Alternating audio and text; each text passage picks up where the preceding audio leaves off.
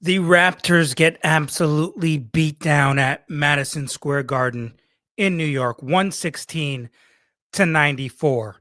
And if you hadn't seen this game, it was a rough one. It was a rough one, people.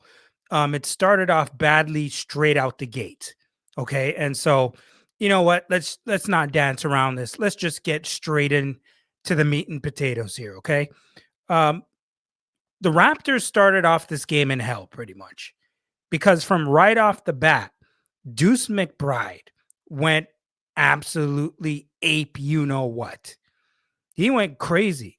He had 12 points. He was 4 or 5 from the field. His thing is this from 3 point range, not from the field, from 3 point range. As soon as this thing started, these guys had 6 threes within the first 6 minutes of the game. And I can't even tell you that these were all wide open looks that New York was getting, specifically a guy like Deuce McBride. The first one was, but after that, these were contested threes and they were just making them. And overall, you can definitely tell that the Raptors played Saturday night.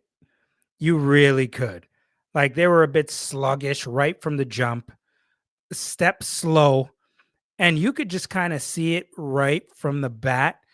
And if you watch this first quarter, just the first quarter alone in this game, after the first quarter, the Raptors were down 21 points. They were down 41-20. But let me give you a bit of information here. Still, no RJ Barrett. Okay. Jakob Pertl also did not play in this game. So let me make that clear for you guys right now.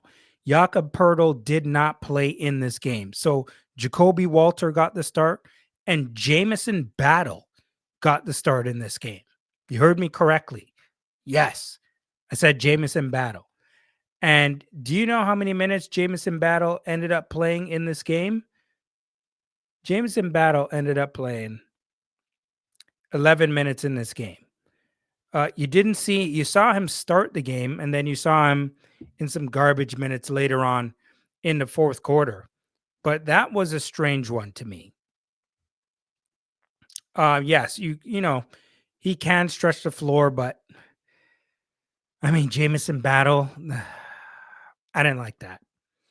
I'll be straight up. I didn't like that one.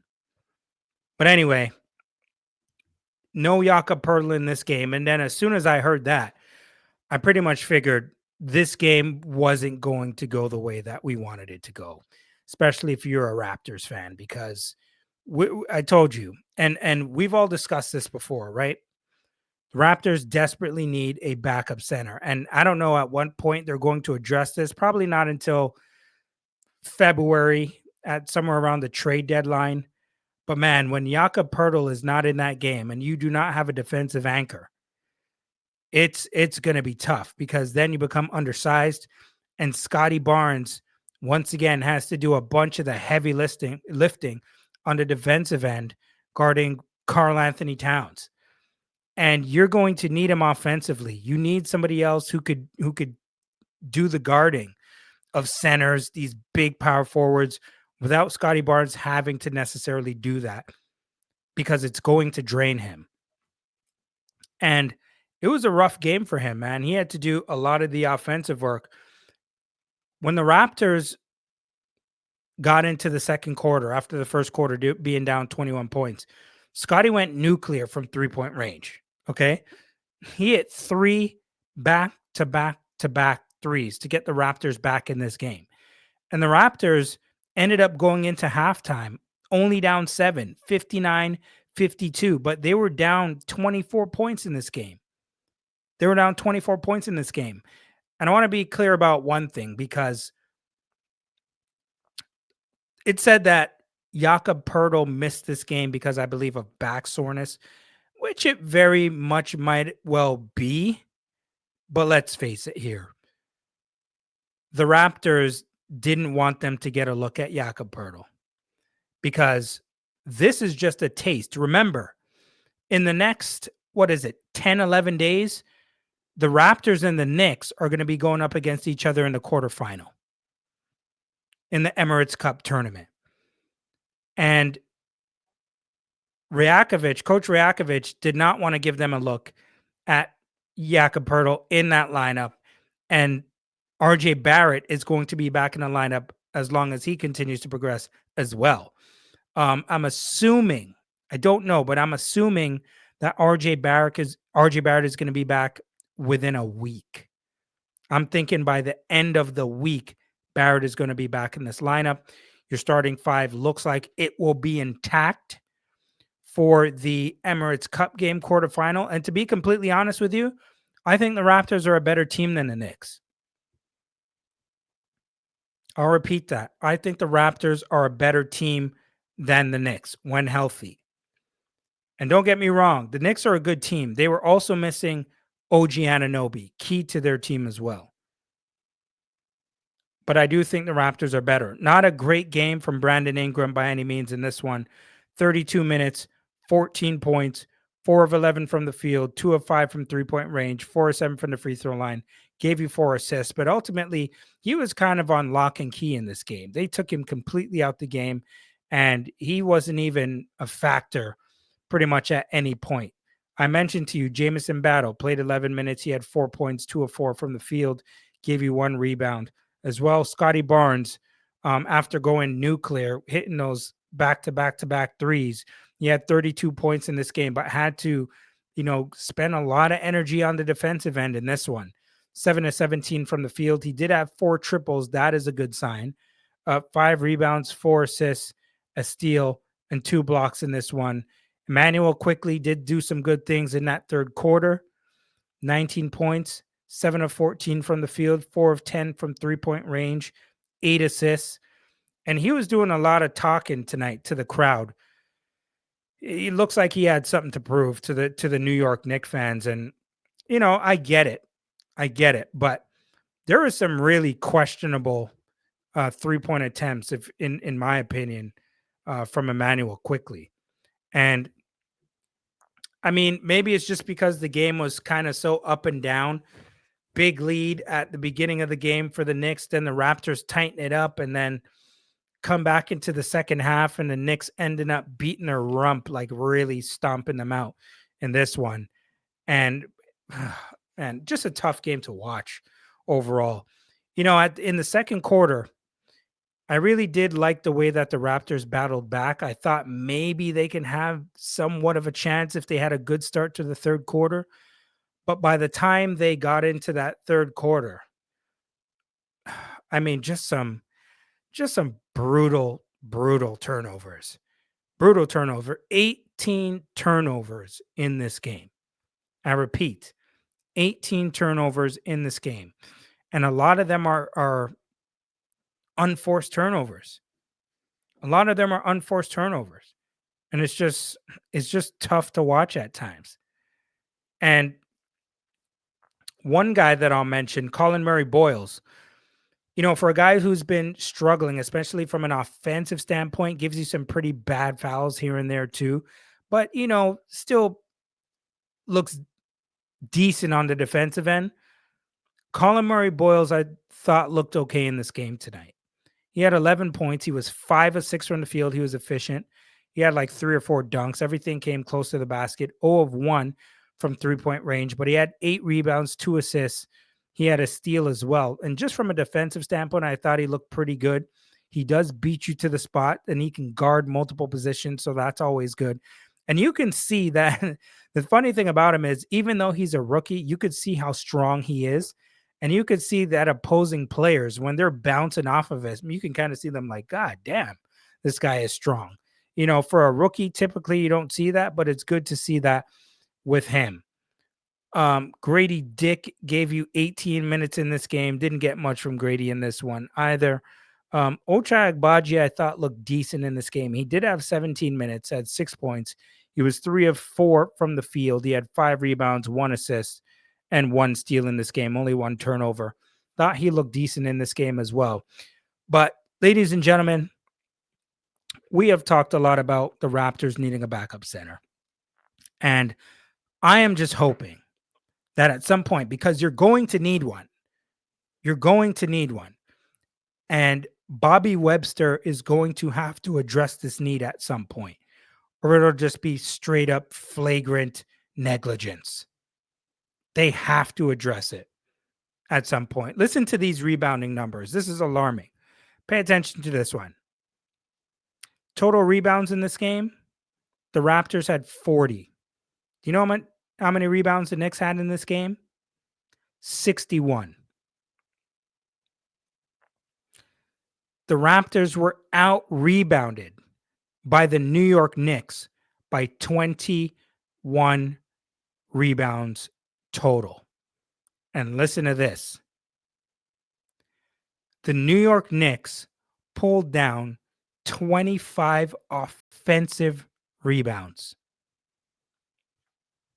You heard that correctly. 25 offensive rebounds. It's completely BS. This is shame. Shame for the referees, shame for the league to allow this. This is, I mean, are you... It's happening over here during whole season. I've been holding it back. It's a complete crap. 25 offensive rebounds? That is unacceptable. And, you know, surprisingly for me, even though I said the Raptors were tired, because it was blatant, you could see it. I wanted to see a little bit more heart. I wanted to see a little bit more grit. And I ain't talking about a guy like Scotty. He shows that. But I want to see guys diving on the floor for loose balls. I don't want to see you be timid when it comes to that. I want to see guys yanking rebounds out of dudes' hands if they have to. Giving a hard foul if you have to. Trying to take charges more often.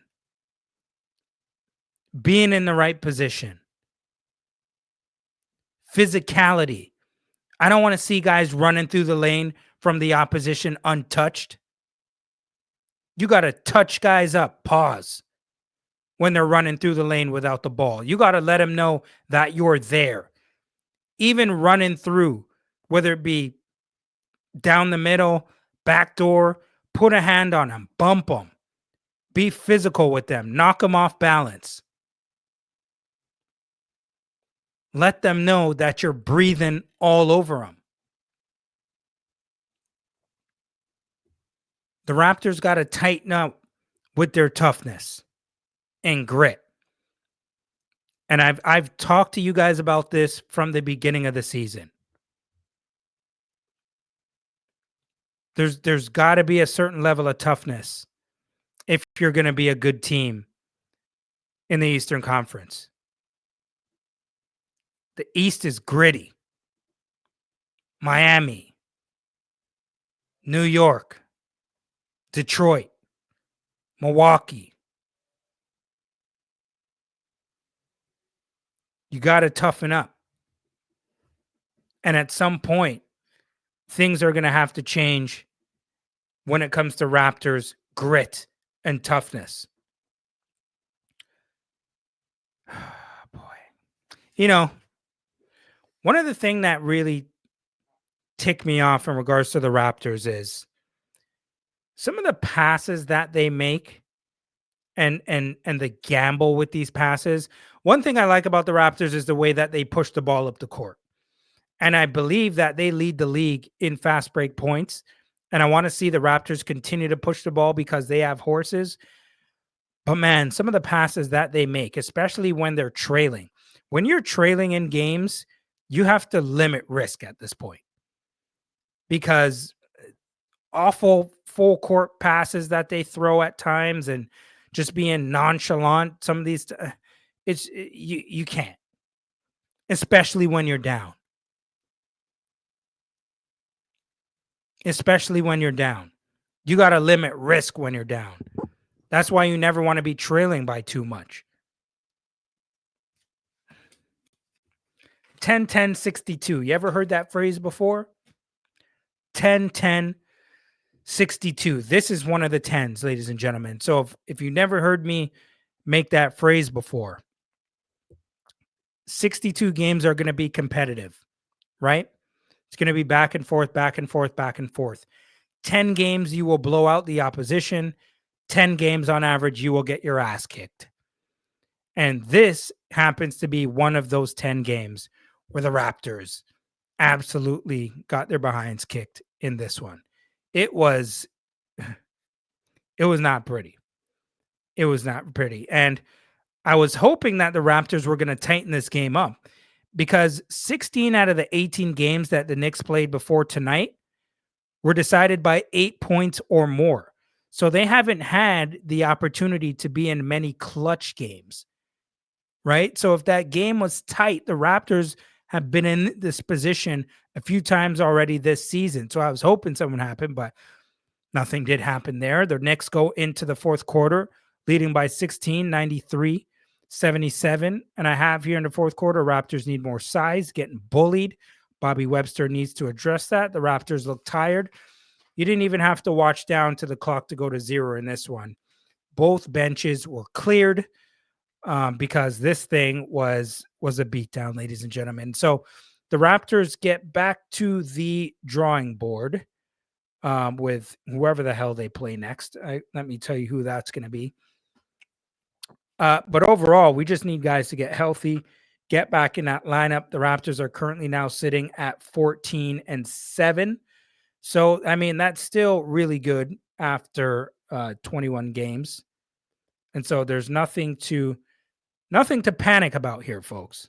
No, wasn't a pretty game, not a good game to watch, but overall, this is a part of the process, right?